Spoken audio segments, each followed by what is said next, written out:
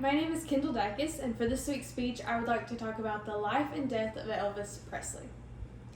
So you think you know the king of rock and roll, huh? You might know him from some of his most popular songs, or his hair, or his dance moves. But how far have you looked into his life? With the new Elvis movie out in theaters now, you might be more interested to know the legend. Look no further. I've got all the information that you need right here.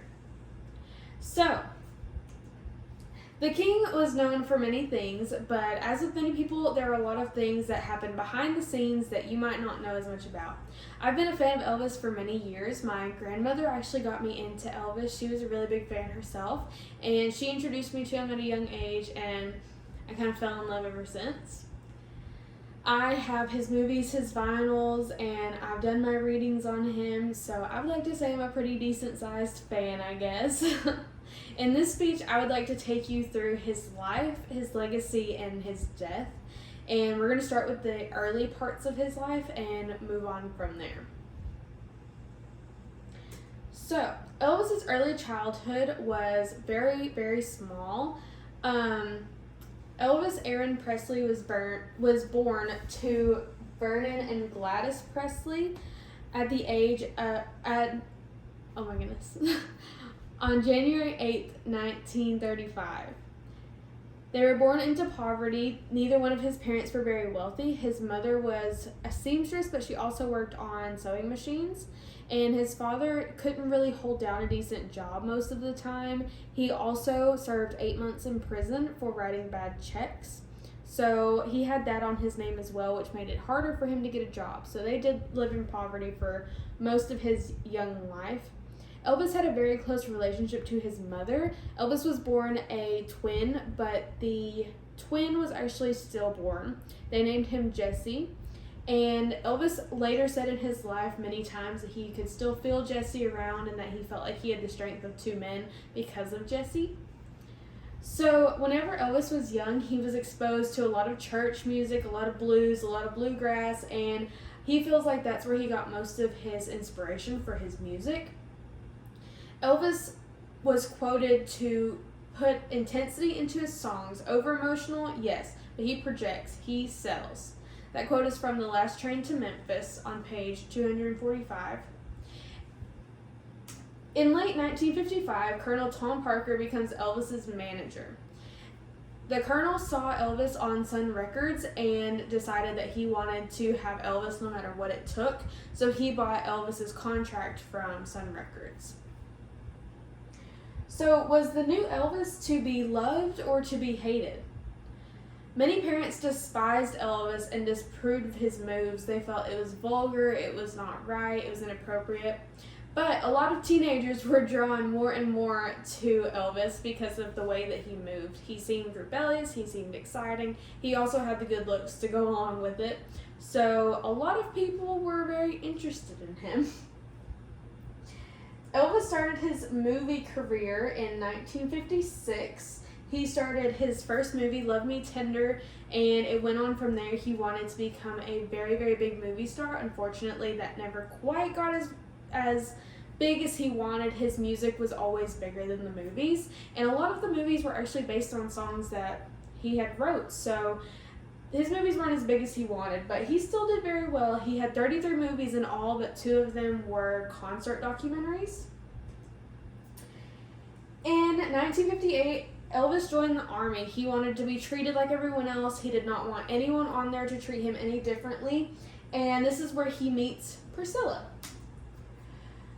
Priscilla was the general's daughter, and they ended up getting married when she was just 21. They met when she was 16, married when she was 21, so she was legal. A lot of people have that kind of confused. But they were married, and they were Hollywood's best couple for the longest. At this point, Elvis was at the height of his career. He was at the top, he felt like. He had a beautiful wife, all of loving fans from all around the world, and he was doing tour after tour after tour. I mean, everywhere you could think of, pretty much, he had a tour set there. And he loved his life at this point. He was so excited. But in 1968, he had to make a decision if it was time to slow down. At this point, his beautiful daughter, Lisa Marie, was born, and this is when Priscilla kind of asked him to take a step back and be a father to his daughter. And he did take a step back. He kind of stopped touring at this point, and he was more focused on family, but he was still releasing music. The people still loved him, and so they still supported him through this point in his life. Life with the Presleys wasn't always happy and go lucky. Gladys's death in 1958 really shook the Presleys. As I said earlier, Elvis was very close to his mother, and so this was really hard for Elvis. And at this point, he was still kind of in the army and stuff, and he was very, very busy at this point in his life, and so it felt like a real shock, and he had regrets from it for the rest of his life. He also got a divorce in 1973 because Priscilla felt like he just wasn't being the family man that she needed, and that he just wasn't there for her in ways that she needed. But they were friends up until the time of his death. So after the divorce, like many men do, he went on to have girlfriends. So the first girlfriend that he had was Linda Thompson. She is one of his best known girlfriends because she was kind of under the radar for a really long time and then spoke her piece finally about it, and a lot of people were very interested why she was kind of swept under the rug for a long time. But this is Ginger Aldine, and that was his fiance at the time of his death. She's the one that found him after he had passed away, and they were engaged for a few months, I think. It was a very new engagement, but they were engaged. So, Elvis Presley died in his home on August 16, 1977, a day that no one saw coming, a day that changed everyone who ever loved Elvis Presley. Elvis's body was buried at Forest Hill Cemetery until there was an attempt to steal the body. October of the next year, his father Vernon moved Elvis and his mother's bodies to the meditation garden in Graceland. Now there is even one for his little brother and for his dad, who has passed away since. So, now that we've gone through the life and death of Elvis Presley, considering that you still know his name and there are over 600 fan clubs still running, I would say that the king is still alive today. Now that you know more about Elvis, would you consider seeing the movie if you haven't seen it already? Would you consider doing more research? I hope that this has inspired you in some way. Thank you for listening to my speech.